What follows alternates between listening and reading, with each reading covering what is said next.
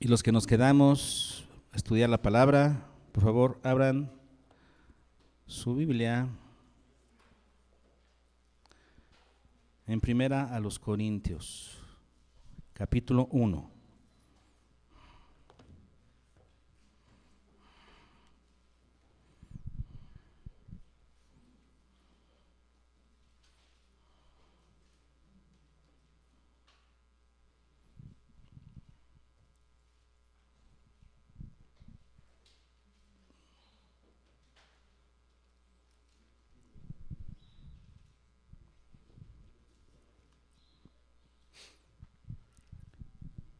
Y vamos a leer el versículo 2, pero antes de leerlo, déjenme decirles, como un pequeño antecedente, lo que era la iglesia de Corinto. Pablo le escribe esta carta a la iglesia de Corinto, una iglesia que era calificada como carnal y rebelde. Carnal porque había muchos pecados ahí muy graves, algunos no tanto, otros muy graves dentro de la iglesia, y no se hacía nada para hacerlos a un lado, para quitarlos. Entonces era grave el asunto. Y era rebelde porque estaban en contra del apostolado de Pablo. Había personas que estaban fomentando la rebeldía contra la autoridad del apóstol Pablo. Era una iglesia carnal y rebelde. Y llama la atención entonces ver cómo comienza Pablo esta carta. No vamos a predicar sobre la carta, solamente nos vamos a basar en el versículo 2 para la predicación de hoy. Como ya vimos, en el versículo 1 Pablo se presenta, Pablo llamado a ser apóstol de Jesucristo por la voluntad de Dios, y el hermano Sóstenes. Entonces después vean lo que dice: a la iglesia de Dios que está en Corinto, a los santificados en Cristo Jesús, llamados a ser santos, con todos los que en cualquier lugar invocan el nombre de nuestro Señor Jesucristo, Señor de ellos y nuestro. La forma en la que comienza Pablo, hablando acerca de la iglesia, dice, repito, a una iglesia que era caracterizada como rebelde y como carnal. Pablo comienza diciendo a la iglesia de Dios que está en Corinto. Y entonces ahí sienta las bases primero, ¿no? Sienta las bases primero. Esta iglesia no es ni mía, dice Pablo, ni de ustedes. Esta iglesia no le pertenece al cuerpo directivo, a la mesa directiva, al cuerpo de líderes. Esta iglesia le pertenece al Señor Jesucristo, es de Dios, para empezar. Es la iglesia de Dios. Está en Corinto, sí, o sea, quiere decir, es una iglesia local que su ubicación está en Corinto, pero esta es la iglesia de Dios, le pertenece a Dios. Y todos los que son iglesia en Corinto son de Dios. Cabe señalar eso, ¿no? En primera instancia, cómo el apóstol Pablo sienta este principio. Nosotros somos de Dios. Todos los que somos verdadera iglesia, o sea, los que hemos creído en el Señor y le hemos entregado nuestra vida, entendemos este principio. Somos de Dios. La iglesia es de Dios, de nadie más. Ahora, vean lo que sigue. Los que son de Dios, ¿sí? Los que se supone que son de Dios, ¿qué sucede? Son los santificados en Cristo Jesús. Pablo le escribe, dice a los que son de Dios, la iglesia es de Dios, y dice, como aclarando, a los santificados en Cristo Jesús. ¿Quiénes son de Dios? Los que han sido santificados. Y los que son de Dios han sido santificados, ¿en quién? En Cristo Jesús. Eso quiere decir, en su obra redentora, en su redención. ¿Por qué? ¿Qué significa santificados? Pues ya sabemos que viene de la palabra santo, que significa dedicado. Alguien apartado de lo malo, pero para dedicarlo a Dios. Por una acción de pura gracia, Dios nos ha rescatado del pecado, del uso común del pecado, y nos ha dedicado a Dios. Esto ha pasado ¿con quiénes? Con los que han creído. Aquellos que han creído en Jesucristo, le han entregado a su vida al Señor. Como resultado del Evangelio, de la predicación del Evangelio, aquellos que son salvos, diríamos, ¿no? Los que son verdaderamente cristianos, aquellos que son cristianos, entonces, ¿qué sucede? Han sido santificados en Cristo Jesús, o sea, en la obra de Cristo. Cristo nos compró con su sangre. Redención significa comprar, pagar el precio del rescate. Como Cristo pagó nuestro rescate, ¿qué sucede? Ahora somos suyos. ¿Entienden ese concepto? Porque pareciera que muchos creyentes no lo entienden. Creen que siguen siendo de ellos mismos, que pueden seguir viviendo su vida como se les antoja. No entienden este principio básico del Evangelio. Si tú has creído al Evangelio, entiendes este principio de la redención. Jesús, nuestro Señor Jesucristo, en la cruz pagó el precio de tu rescate, lo cual significa que ya no te perteneces a ti mismo, le perteneces a Él. Por eso dice, a los santificados en Cristo Jesús. Como has sido redimido, ahora ¿qué sucede? Eres un santificado, alguien apartado, dedicado al uso de Dios. Dios así te ve. Desde que tú creíste, Dios te ha santificado, te ha dedicado para su uso. ¿Lo sabías? Eres un agente suyo, eres un siervo, eres un colaborador de Dios. Ya lo eres desde el mismo momento que creíste, si realmente creíste. Entonces, a los santificados en Cristo Jesús. Vean lo que dice Deuteronomio 7:6, hablando de lo que significa la santificación.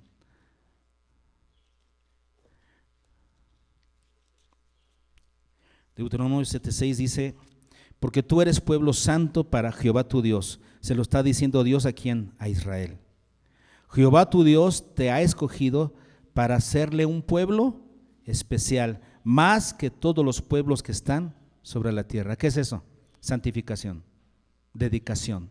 Dios ha santificado a Israel, Dios santificó a Israel para que fueran un pueblo apartado de todos los demás pueblos, para hacerle un pueblo dedicado a Él. Un pueblo dedicado para Él. Te ha escogido para hacerle un pueblo especial. Eso es la santificación. Cuando nosotros entonces creímos en nuestro Señor, creímos el Evangelio y le entregamos nuestra vida a Cristo, ¿qué sucedió? Dios nos santificó, lo que significa nos dedicó para su uso exclusivo, nos dedicó para Él. Del uso común, que era vivir en pecado, que era vivir para nosotros mismos, vivir en la vanidad de la vida, de ese uso común, ahora Dios nos dedica para un uso exclusivo para Él. Así como los vasos, por ejemplo, los utensilios en el Antiguo Testamento que se fabricaron para el santuario, eran santificados, o sea, para un uso exclusivo del santuario. Esos tazones, esos platos, ese aceite era santo. ¿Qué significa? Nadie lo podía usar para su casa, para el uso común. Eran cosas para Dios, dedicadas a Dios. ¿Ya estamos entendiendo lo que es santo? ¿Sí? Rescatado del uso común para dedicarlo a un uso exclusivo para Dios. Dios nos santificó en Cristo Jesús. ¿Ya les queda más claro lo que es eso? Ahora, vean lo que sigue. Vamos a leer desde el principio para que lo vayamos entendiendo. Dice ahí: a la iglesia de Dios que está en Corinto, a los santificados en Cristo Jesús, luego ¿qué más? Llamados a ser santos. Ah, caray. ¿No que ya somos santos? No, Dios nos dedicó a Él. Eso lo hizo el día que creímos. Ya nos considera dedicados a Él. Ahora nosotros, ¿qué debemos hacer? Llamados a santificarnos, llamados a ser santos. ¿Qué significa esto entonces? A que demostremos con nuestra vida lo que ya ha sucedido en el ámbito espiritual, aquello que Dios nos dio por su gracia, esa dedicación que Dios nos dio por su gracia, ahora nosotros lo tenemos que demostrar en nuestro diario caminar todos los días. Somos llamados a ser santos, o sea, a demostrar esa santificación que ya nos dio el día que creímos. Y luego vean lo que sigue: llamados a ser santos con todos los que en cualquier lugar invocan el nombre de nuestro Señor Jesucristo, Señor de ellos y nuestro. Entonces eso quiere decir que esta santificación o este llamado a la santidad es universal para todos aquellos que en cualquier lugar invocan el nombre del Señor, o sea, se dicen cristianos. Entonces aquellos que son cristianos, ¿verdad?, Este llamado es para todos ellos. Este versículo es muy interesante porque nos deja ver entonces estos principios acerca del resultado de la salvación en nuestra vida, ¿no? O sea, nos deja ver aquí entonces que somos de Dios, que el día que creímos Dios nos santificó y entonces tenemos que santificarnos nosotros, pero dice aquí, junto con todos aquellos que en todo lugar invocan el nombre del Señor Jesucristo. Esto es importante señalarlo. ¿Por qué? Porque mucha gente en las iglesias piensa que la dedicación a Dios es cosa para algunos, no para todos. ¿Quién debe dedicarse a Dios? Pues el pastor, los líderes, el misionero. Ellos deben dedicarse. Los demás tenemos permiso de no tener una dedicación tan especial, podemos darnos ciertos permisos. Todos los demás no. Ese llamado a ser tan esforzados, tan exigentes en la santificación es para algunos. Eso pensamos. Y eso es un pensamiento común en el pueblo de Dios, que la santificación es solamente para algunos. Aquí este texto no nos dice eso, ¿no? Dice que es para todos aquellos que invocan el nombre del Señor. Pero bueno, nosotros pensamos que no. Como leemos en el Antiguo Testamento y vemos que la santificación y la dedicación era solo para algunos. Por ejemplo, vamos a ver algunos casos, ¿no? En el Antiguo Testamento, esa dedicación, por ejemplo, era para reyes. Vamos a ver este caso en Proverbios 31.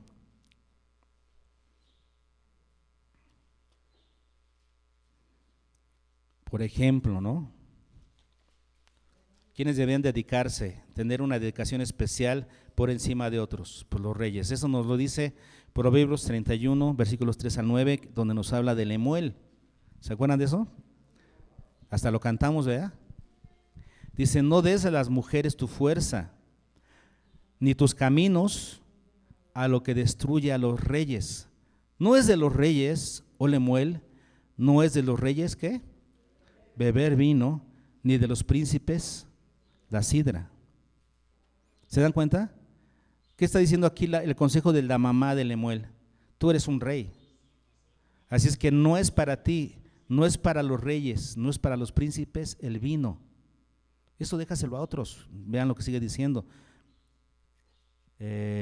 No sea que bebiendo olviden la ley y perviertan el derecho de todos los afligidos. ¿Cuál es la razón de esa dedicación especial? Por la función especial que ellos tenían que ejercer. Ellos tenían que juzgar y enseñar a otros en los caminos correctos. Entonces, por causa de su función, ellos tenían que abstenerse del vino y la sidra. Vean lo que dice el versículo 6. Dad la sidra al desfallecido, el vino a los de amargado ánimo. Beban y olvídense de su necesidad, de su miseria no se acuerden más. Sí, eso es para ellos. Pero tú que eres rey, tienes una mayor exigencia. Notamos eso, ¿no? Por ejemplo, en el Antiguo Testamento, que los reyes debían abstenerse de ciertas cosas. Los reyes debían tener una dedicación superior al común por causa de su responsabilidad, que era mayor para con los demás. Otro caso, el de los sacerdotes. ¿Quieren verlo? En Levítico 21:6. Por ejemplo, en Levítico 21, ¿dónde está Levítico?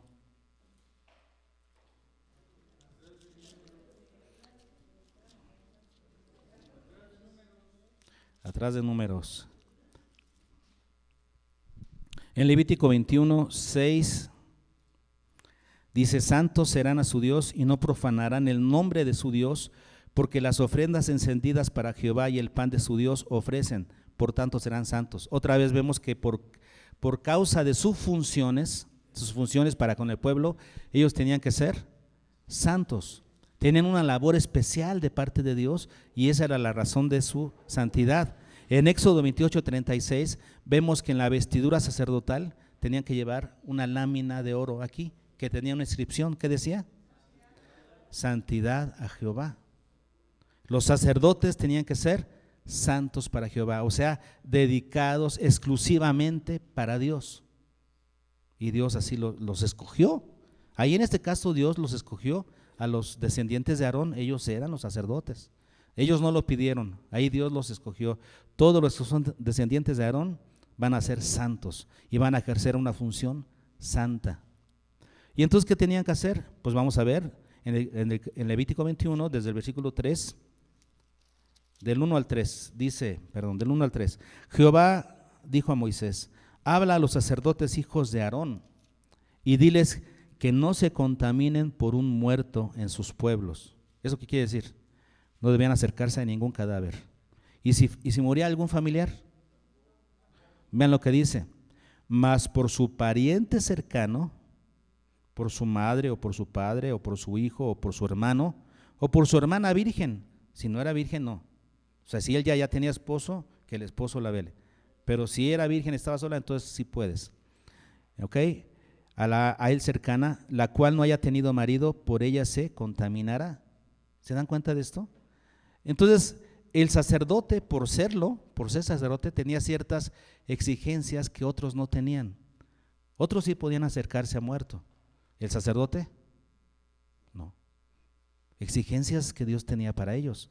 Y si ustedes notan, hay una exigencia mayor para el sumo sacerdote. En los versículos 10 al 12 dice: y el sumo sacerdote entre sus hermanos, o sea, el sumo, ¿verdad?, el sacerdote principal, sobre cuya cabeza fue derramado el aceite de la unción y que fue consagrado para llevar las vestiduras, no descubrirá su cabeza, ni rasgará sus vestidos, ni entrará donde haya alguna persona muerta. Ahora fíjense, ni por su padre ni por su madre se contaminará. Los demás sacerdotes sí, por su padre, por sus parientes cercanos. El sumo sacerdote, no. Y sigue diciendo: ni por su padre ni por su madre se contaminará, ni saldrá del santuario, o sea, cuando estuviera en funciones, ni profanará el santuario de su Dios, porque la consagración por el aceite de la unción de su Dios está sobre él. El aceite de la unción está sobre él, yo Jehová. Ok, otra exigencia a ellos por su dedicación, versículo 5. No harán tonsura en su cabeza, ni raerán la punta de su barba, ni en su carne harán rasguños. Los demás podían raparse o rasurarse o hacerse alguna señal como habían antes, una especies de tatuajes, pero ellos no. El sacerdote no, porque tenía la unción sobre su cabeza. Versículo 7. Con mujer ramera o infame no se casará. ¿Ok? Otro sí, pero él no. Ni con mujer repudiada de su marido. Si era alguien divorciada, se tendría que casar con una virgen, porque el sacerdote es santo a su Dios. ¿Ok? ¿Se dan cuenta de esto? Ahora vean algo interesante en el versículo 9. Y la hija del sacerdote, la dedicación y la exigencia se extiende a los hijos. Fíjense. Y la hija del sacerdote, si comenzare a fornicar a su padre, deshonra, quemada será al fuego. Cualquier mujer que fornicara, que adulterara, iba a ser apedreada. Esta iba a ser ¿qué? Quemada, por ser hija del sacerdote. Hijos que tienen papás que sirven a Dios, a veces les dicen: oye, pues pobre de ti, que eres hijo de pastor, pobrecitos. ¿Por qué pobrecito? Es una exigencia que te bendice, pero claro que trae sus exigencias superiores. Si se le da una mayor exigencia al hijo de los que sirven a Dios, sí, es una bendición. Yo no me quejo por eso, que se quejen mis hijos, ¿verdad? Pobrecitos de mis hijos. No, ¿por qué? Es una bendición. Estar dedicado al Señor es una bendición. Una exigencia mayor, versículo 17, que no entiendo, pero ahí está. Habla a Aarón y dile: ninguno de tus descendientes por sus generaciones que tenga algún defecto físico, se acercará para ofrecer el pan de su Dios. Porque los sacerdotes tienen que ser un reflejo de la perfección de Dios, tal vez. No lo sé. Yo no entiendo esas exigencias, que no se rape, que no se corte, que no se acerque al muerto. No entiendo. Pero son exigencias que Dios le puso a los que tienen esa mayor dedicación. Son exigencias divinas que no tenemos por qué entender. Si Dios lo dice, hay que hacerlo. Tenemos otro caso en la Biblia, ¿lo quieren ver? En Levítico capítulo 10 tenemos el caso de Nadab y Abiú, que eran sacerdotes hijos de Aarón. Nadab y Abiú, hijos de Aarón, tomaron cada uno su incensario y pusieron en ellos fuego, sobre el cual pusieron incienso y ofrecieron delante de Jehová fuego extraño que él nunca mandó. ¿Qué era fuego extraño? No lo dice aquí. Podemos especular, podemos deducir. Tal vez agarraron fuego de un lado que no deberían. Se supone que tenían que agarrar de las brasas del altar del holocausto. Tal vez lo agarraron de otro lado, de su casa, quién sabe. O tal vez lo hicieron de una manera equivocada, el proceso. O tal vez lo hicieron estando afectados por el vino, como lo puede decir por lo que vemos más adelante en el texto, por el contexto. No lo sabemos a ciencia cierta. Lo cierto que es que presentaron fuego extraño al Señor. ¿Y qué pasó? Y salió fuego de delante de Jehová y los quemó y murieron delante de Jehová. Esto no le pasa a cualquiera. ¿A quién le pasa? A los sacerdotes, hijos de Aarón. Entonces, vean lo que dice la explicación que Jehová Dios le da a Moisés. Entonces dijo Moisés a Aarón, bueno, Dios se la dio a Moisés a Aarón, ¿verdad? Esto es lo que habló Jehová diciendo, vean lo que sigue, en los que a mí se acercan, me santificaré. O sea, si tú te acercas más a Dios, ¿qué sucede? Dios te santifica. ¿Qué significa santificar? Dedicación. Dios te dedica más, te ve como alguien más dedicado y te va a poner mayores exigencias.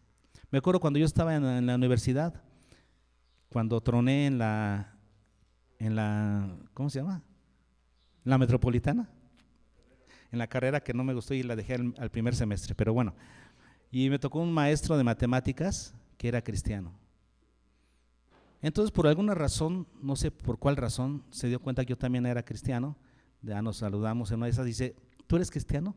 Sí, soy cristiano. Yo dije, ya la hice. Un maestro cristiano me va a ayudar con mi coco, que son las matemáticas. Y me dice, te voy a exigir más, de una vez te digo. Porque debes ser el mejor. Si eres cristiano, tienes que ser el mejor. Así es Dios. El que a mí se acerca, ¿qué? Yo lo santificaré.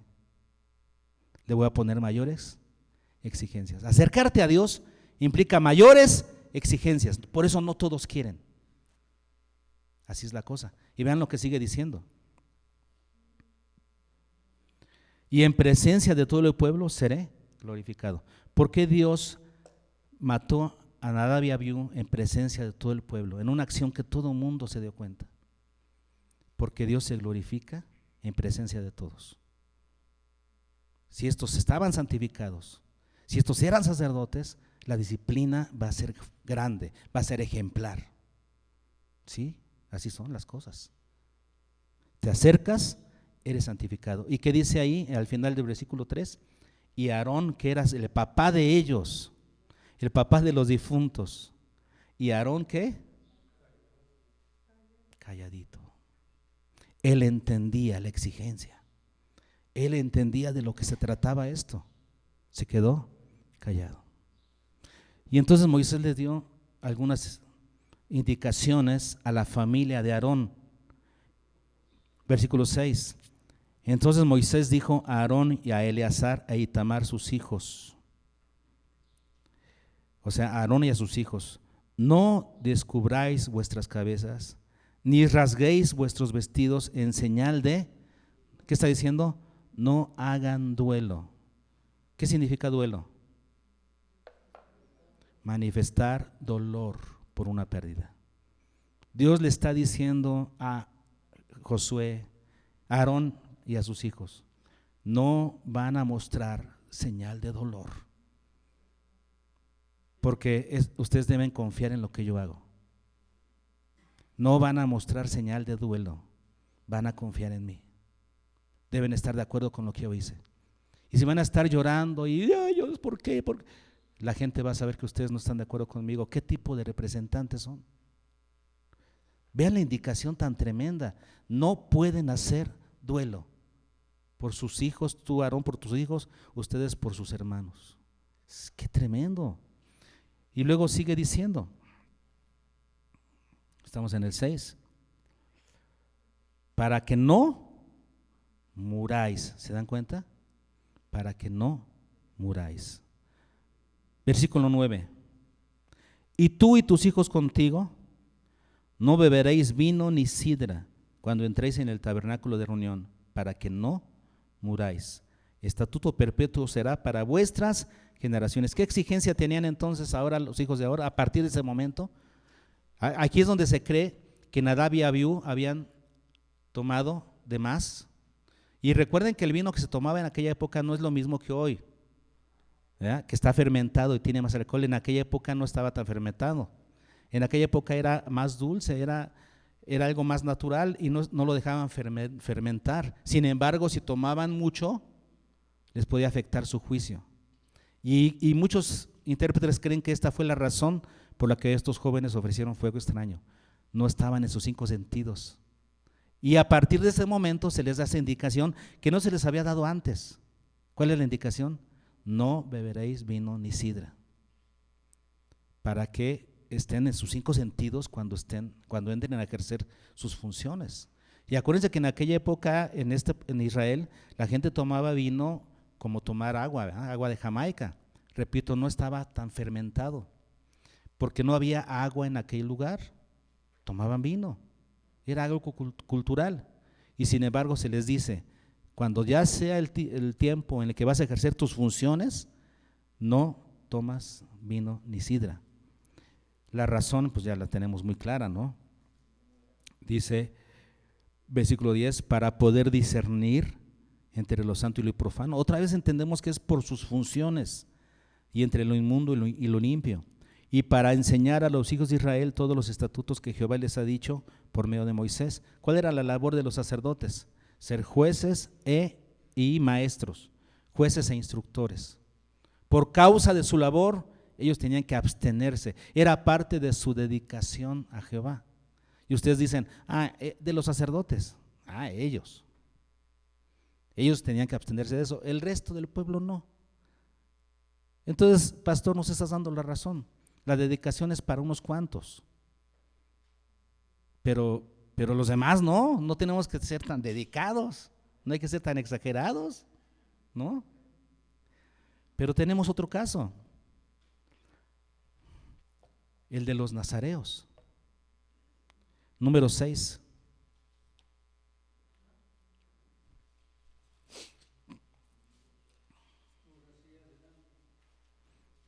Adelante, ahora sí, adelante de Levítico tenemos Números. Y número 6 nos habla de los nazareos. ¿Qué dice ahí el título? El voto de los nazareos. Habló Jehová a Moisés diciendo, habla a los hijos de Israel y diles, ¿a quién? A todos los hijos de Israel. Este era un mensaje para todo el pueblo de Israel. Y diles, el hombre o la mujer, no era algo exclusivo para los hombres, la dedicación podía ser también para mujer, hombre o mujer, que se apartare haciendo voto de nazareo, ¿para qué? Para dedicarse a Jehová. ¿Qué era el voto de nazareato? Era un voto de dedicación a Dios. ¿Un voto qué? Era voluntario para todo el pueblo de Israel. Hacían un voto voluntario. ¿En qué consistía ese voto? Versículos 3 y 4. El que hiciera ese voto de dedicación a Dios, ¿qué tenía que hacer? Se abstendrá de vino y de sidra. O sea que no es nada más para los sacerdotes y los reyes. Estos que voluntariamente se dedicaban se iban a abstener de vino y de sidra. No beberá vinagre de vino, ni vinagre de sidra, ni beberá ningún licor de uvas, nada. Ni tampoco comerán uvas frescas ni secas, para que no se les antoje nada del fruto de la vid.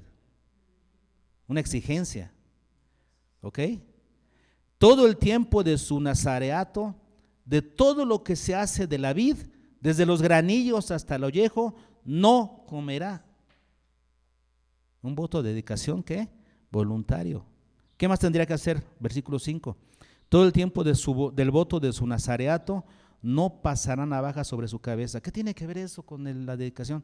Pues vaya a preguntarle a Dios. Ahora cuando estemos delante del Señor le pregunta, yo no sé. Pero era parte de su dedicación.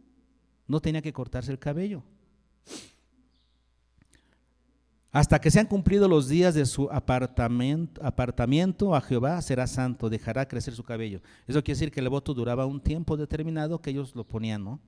Me dedico a Dios por tanto tiempo. Versículo 6, también dice, todo el tiempo que se apartare para Jehová no se acercará a persona muerta. La misma exigencia que vemos para los sacerdotes era para los nazareos, aquellos que querían dedicarse de manera voluntaria a Jehová. Y vean lo que dice el versículo 12. Si una persona se acercara muerto y quedara contaminado, vean lo que sucedía. Y consagrará para Jehová los días de su nazareato y traerá un cordero de un año en expiación por la culpa, y los días primeros serán anulados por cuanto fue contaminado su nazareato. ¿Qué significa? Que se le iban a descontar los días, ¿verdad?, que se hubiera dedicado a Dios por haber tocado muerto.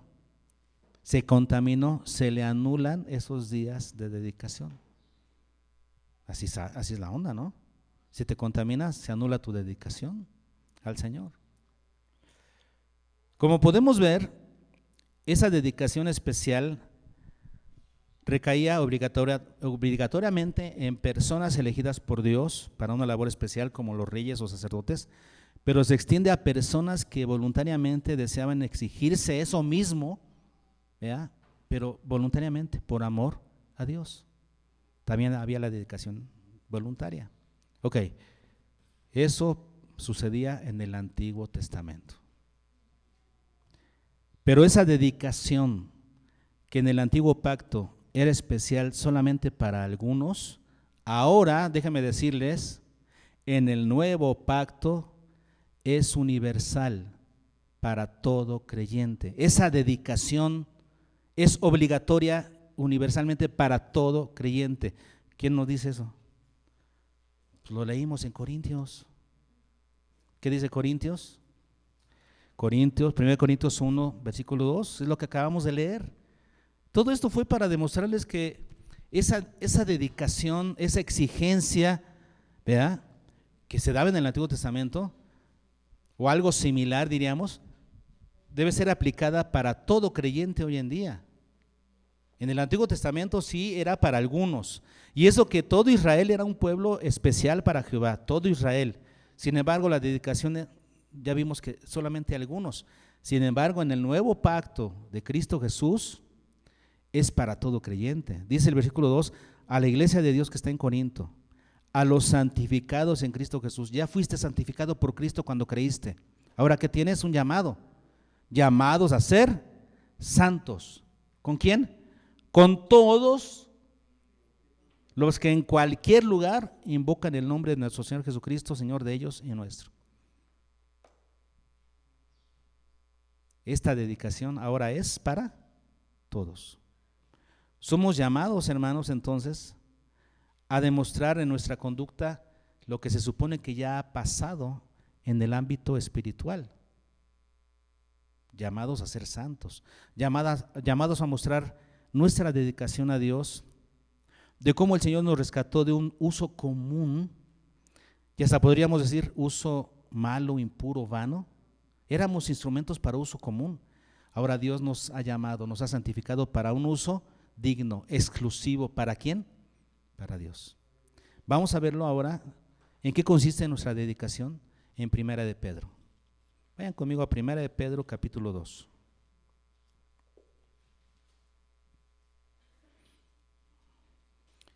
Primera de Pedro 2, 9. Un pasaje clásico, ¿verdad?, pero que vamos a estudiar en este momento. 2, 9 y 10. ¿Ok?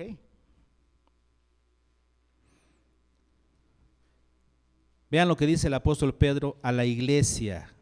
Esto es un escrito para la iglesia, los que somos iglesia. Mas vosotros sois, ¿qué somos los que estamos en Cristo? Sois linaje escogido, ¿Se acuerdan de Deuteronomio 7:6 que leímos al principio? Que decía Deuteronomio: Jehová tu Dios te ha escogido para hacerle un pueblo especial, más que todos los otros pueblos sobre la tierra. Tú eres mi pueblo especial, le dijo Dios a Israel. Es algo así. Somos linaje escogido por Dios. Todos aquellos que hemos dicho así al evangelio, ahora hemos sido escogidos por Dios como un linaje especial, un linaje escogido, ¿ok? Luego dice real sacerdocio. Real viene de la dignidad, tiene que ver con nuestra dignidad como hijos de Dios. Somos reyes, pero no debemos tomar esto de ser reyes desde el aspecto de la soberanía, ¿no? Como soy rey, puedo hacer lo que me plazca. No, este título de rey tiene que ver con nuestra dignidad delante de Dios, no con nuestra soberanía. No, el soberano es Dios. Acuérdense que inclusive en Israel los reyes no se mandaban solos. Ellos vivían en una teocracia. Eso quiere decir, Dios estaba encima del rey. En los demás pueblos era diferente, ¿no? Los reyes eran dioses en los demás pueblos. En Israel no.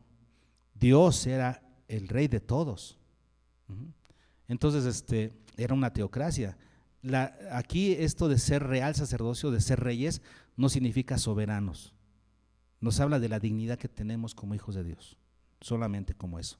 Ahora, ¿real qué? Sacerdocio, somos sacerdotes. Eso nos habla de nuestra función. ¿Qué hace un sacerdote?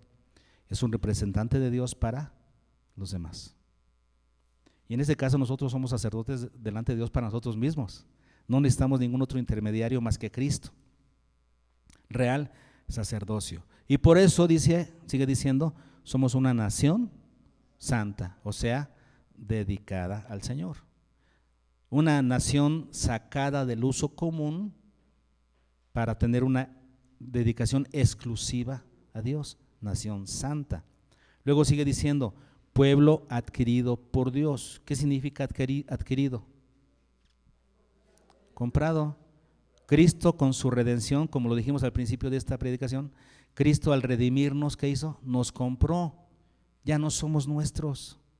Él nos compró, somos de Él. Entonces, somos un pueblo comprado por Dios, entendamos eso. Le pertenecemos a Él. Por eso somos santificados para Él, dedicados a Él. Ahora, entonces aquí tenemos lo que somos, ¿no? Nuestra santidad. Somos un linaje escogido, real sacerdocio, nación santa, pueblo adquirido por Dios, lo cual nos habla de nuestra santificación. Dios nos ha santificado, nos ha dedicado a Él. Pero hay una razón. Así como los reyes tenían sus funciones exigentes, así como los sacerdotes tenían sus funciones exigentes delante de Dios, nosotros, los creyentes hoy en día, tenemos una función específica, exclusiva delante de Dios. Aquí lo dice, ¿para qué? Aquí está la función anunciada. Esta es la función exclusiva que tenemos delante de Dios. ¿Cuál es? Anunciéis las virtudes. ¿Cuál es nuestra función? Anunciar las virtudes divinas. ¿A quién? A todos los que no la conocen. Nadie que esté fuera de este pacto de exclusividad con Dios puede anunciar las virtudes de Dios. Nadie por fuera lo puede hacer. Pero todos aquellos que estamos en el pacto con Dios, en el nuevo pacto, estamos obligados a hacerlo. ¿Se dan cuenta? Cualquiera que esté fuera del pacto no puede anunciar las virtudes de Dios. Pero para los que estamos dentro del pacto, estamos obligados a hacerlo. Es una obligación. Tenemos que hacerlo. Vivimos para mostrar las virtudes de Dios. Y Pablo sentía esa obligación. En 1 Corintios 9:16, ¿qué dice Pablo?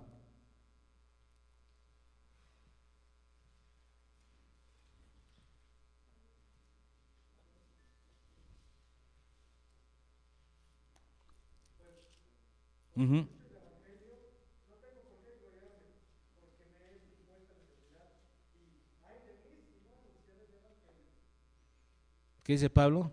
Si anuncio el evangelio, me es impuesta necesidad, lo tengo que hacer. Ay de mí si no anunciar el evangelio. Es una obligación. ¿Para quién es una obligación? Para los que estamos en el pacto, los que estamos en Cristo. Estamos obligados a anunciar las virtudes de Dios. Es una obligación moral con Dios. Y luego dice, anunciar las virtudes de aquel que nos llamó de las tinieblas a su luz admirable. Aquí se evidencia ese traslado del que hemos estado hablando, de una cosa a otra. Nos traslada de nuestras tinieblas a su luz, de la muerte a la vida, del uso común al uso exclusivo para Él, uso santo. ¿Ahora nos queda claro? Esta dedicación de la que nos habla Corintios, llamados a ser santos, es para todo creyente. No nos hagamos los oxisos, ¿verdad? De decir, no, eso es nada más para los siervos de Dios, el pastor, los misioneros. No, la Biblia nos enseña que ese grado de santificación, de dedicación a Dios, es el mismo para todos. Todos debemos asumirlo y tenemos que crecer en nuestra vida en ese grado de exigencia para con Dios. Yo tengo que entender, si Dios me ha santificado, me ha dedicado a Él, ahora yo tengo que trabajar para ser santo, o sea, para llenar ese ¿cómo es? Ese vacío, ¿no? Ese compromiso. Llenar ese requisito que Dios me ha impuesto como gente santa. Ahora, yo tengo que crecer en mi santificación cada día más, porque eso es a lo que soy, ¿qué? Llamado. Los que estamos en Cristo somos llamados a ser santos. ¿Qué somos? Llamados a ser santos. Si estás en Cristo, tienes ese llamado y no puedes excusarte de ninguna manera. Dios tiene derecho sobre nosotros y nos exige ese llamado. Nos compró con precio. Es que, en conclusión, hermanos, Dios se santifica en aquellos que se acercan a Él. Es una exigencia. Va a traer consecuencias a nuestra vida, bendición, pero requisitos muy fuertes. Pero si has sido hecho cercano a Dios por Cristo, por la gracia de Cristo, entonces no te queda de otra. Tienes un llamado a ser santo. No puedes separarte de ese llamado. Así es que, ¿qué tenemos que hacer? Incrementar nuestra norma de santidad. Hermano, incrementa tu norma de santidad delante del Señor, de acuerdo a esa vocación que ahora tienes en Cristo Jesús. Incrementa esa norma de santidad. Si sabes que hay cosas que sigues haciendo que no deberías hacer, lugares que sigues teniendo, a los que sigues asistiendo, que no deberías asistir a esos lugares, tienes que incrementar tu nivel de santidad para Dios, como los que hacían un voto de nazareato, que sabían que a lo que se estaban metiendo era algo voluntario. Es lo mismo en nuestro caso. Es una exigencia, pero debemos tomarlo como algo voluntario. Yo quiero, por lo que Cristo hizo por mí, ahora yo quiero dedicarme a Dios. ¿Por qué? Porque sé que Él me compró. Ya no me pertenezco a mí mismo, le pertenezco al Señor. Él me ha rescatado del uso común y me ha llevado a la dedicación a Él. Hermanos, cumplamos con nuestra dedicación a Dios y seamos más exigentes con nuestra dedicación a Dios, ¿no? Vamos a leer por último este versículo nuevamente. 1 Corintios 1, versículo 2. Y ahora que ya lo explicamos más o menos, espero que cobre un mayor significado para ustedes. A la iglesia de Dios que está en Corinto, ¿qué somos, hermanos? A los santificados en Cristo Jesús. ¿Qué eres? Un santificado de Cristo. Ahora, ¿cuál es tu llamado? Llamados a ser santos, con todos los que en cualquier lugar invocan el nombre de nuestro Señor Jesucristo, Señor de ellos y nuestro. Ahí está tu llamado, ¿sí? Así es que a realizarlo.